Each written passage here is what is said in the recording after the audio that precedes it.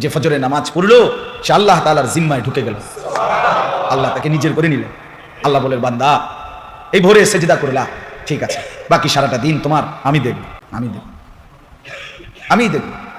ইন্না কুরআনাল ফাজরি কানা মাশহুদা, রব্বুল আলামিন বলে নিশ্চয়ই ফজরের নামাজ আমার সমস্ত ইমানদার বান্দা এবং আমার কোটি কোটি ফেরেশতাদের একত্রিত হওয়ার সময়।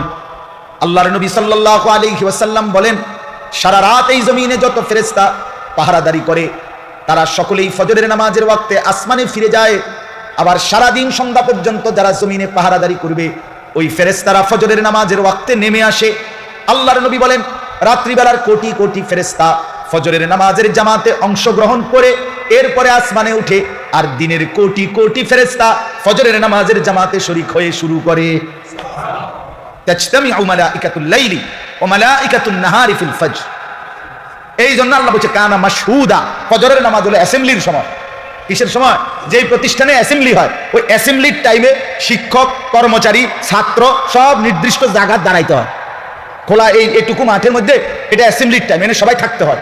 এরপরে অ্যাসেম্বলি হয়ে সারলে এরপরে যাদের রুমে ঢোকে, এটাই নিয়ম। তো আল্লাহ তাআলা বলছে ফজরের নামাজ আমার ইমানদার বান্দারাও থাকে, রাতের ফেরেশতারাও থাকে, দিনের ফেরেশতারাও থাকে, এরপর যাদের ডিউটিতে চলে যায়।